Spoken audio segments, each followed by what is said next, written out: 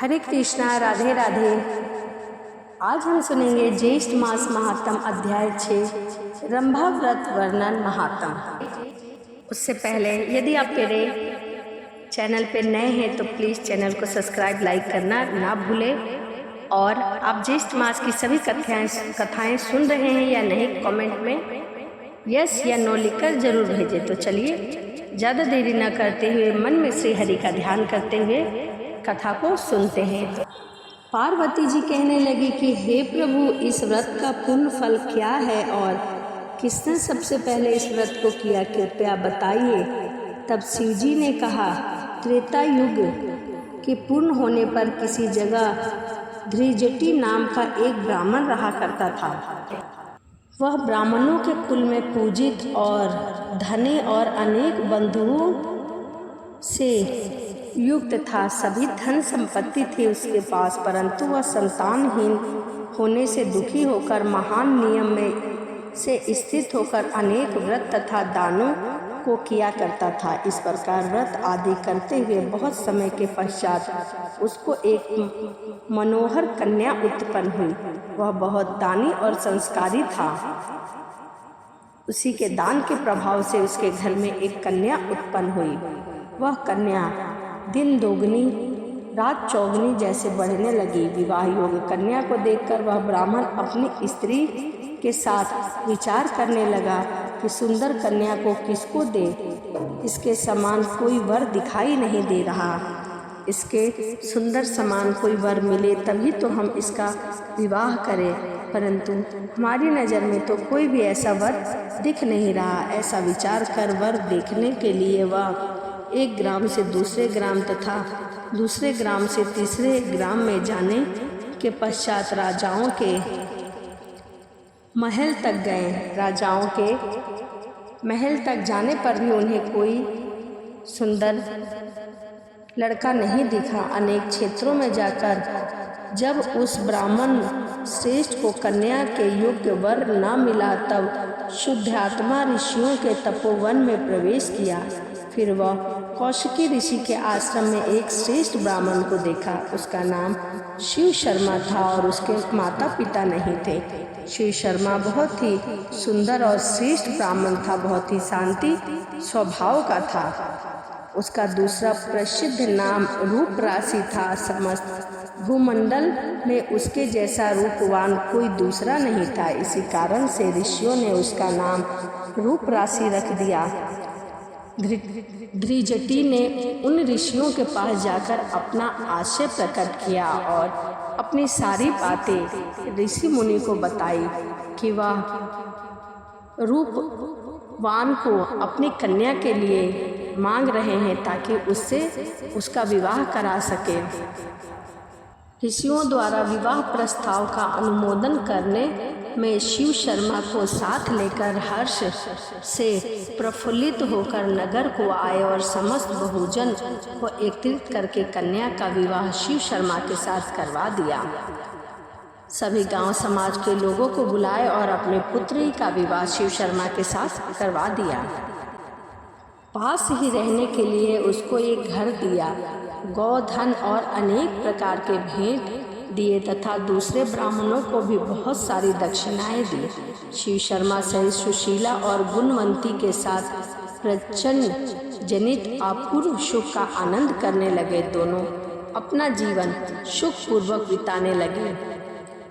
शिव शर्मा भगवान की भक्ति करता और वहीं उसकी पत्नी उसका सहयोग किया करती थी। दोनों का जीवन बहुत ही अच्छा चल रहा था, बहुत ही सुखी चल रहे थे दोनों। इसके बहुत समय पश्चात काल के प्रेरित वह शिव शर्मा ब्राह्मण शमीधा के नियमित वन को गया और उस वन में एक वृक्ष की छाया में जाकर बैठ गया।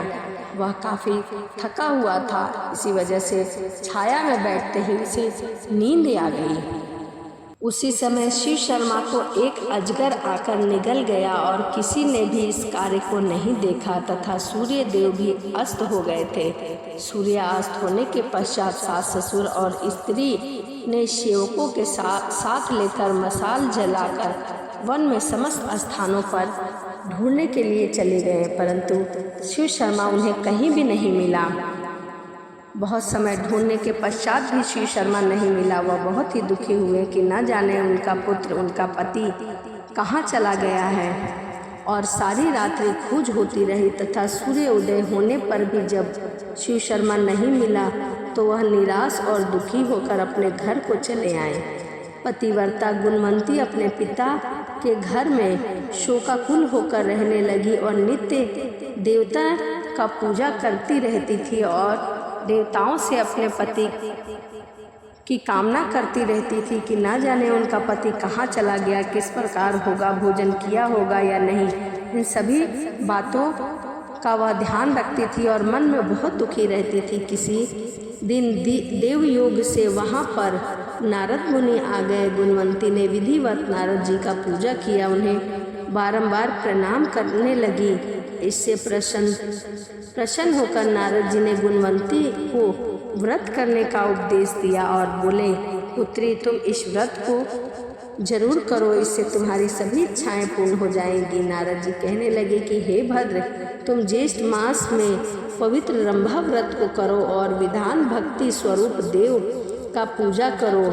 हे अनेध अनंत मन में जीवन पर्यंत इसी व्रत को करो और मन में श्री हरि का ध्यान करो। ऐसा करने से तुम्हारी सभी मनोकामनाएं पूर्ण हो जाएंगी। हे ब्राह्मण, नारद जी बोले कि तुम इस व्रत के प्रभाव से विष्णु भगवान को पति रूप में पाकर अस्थाई पद को प्राप्त होगी। इस प्रकार नारद जी के उपदेश से वन वासिनी गुणवंती ने कदली वन लगवाया। कदली वन लगवाकर वहीं पर वह बैठकर भगवान विष्णु का गुणगान करने लगी। नारद जी के कथा अनुसार समस्त कर्म को किया और इस प्रकार बहुत समय बीत जाने पर वृद्ध अवस्था को प्राप्त हो गई तथा उसी वन में उसकी मृत्यु हो गई। मृत्यु होने पर विष्णु दूत आए और विमान में बैठाकर उसे स्वर्ग लेकर गए। जन्मांतर में उस व्रत की पुण्य राशि से भगवान विष्णु की वल्लभा तुलसी हुई। विष्णु भगवान को तुलसी से अधिक और कोई वस्तु प्रिय नहीं है। भगवान विष्णु के भोग में जब तक तुलसी पत्र ना रखा जाए तब तक वह भोग ग्रहण नहीं करते, इसीलिए तुलसी उन्हें बहुत ही प्रिय है। वह तुलसी के बिना एक क्षण भी नहीं रह सकते हैं। हे ब्राह्मणी, इसी व्रत को शिव जी की आज्ञा से पार्वती जी ने किया और इसी व्रत के प्रभाव से पार्वती जी ने शिव जी को प्रसन्न किया और उनकी प्रियतमा बनी। श्री स्कंद जी ने इस ज्येष्ठ मास के श्रेष्ठ महात्म को सुनकर प्रसन्न होकर ब्रह्म ऋषियों ने पुष्पों की माला तथा भूषणों से श्री स्कंद जी का पूजा किया, जो स्कंद जी पार्वती जी और आनंद कंद और 6 मुखों को धारण करने वाले हैं। इति श्री ज्येष्ठ मास महात्म रंभा व्रत महात्म वर्णन अध्याय समापन। यहीं ज्येष्ठ मास की कथा अध्याय 6 यहीं समाप्त होता है। अगली वीडियो में मैं आपके लिए ज्येष्ठ मास की कथा अध्याय 7 लेकर आऊँगी। तो चलिए यहीं वीडियो को समाप्त करते हैं और मिलते हैं अगली वीडियो में। सभी को राधे राधे। जय श्रीमन नारायण। हरे कृष्णा।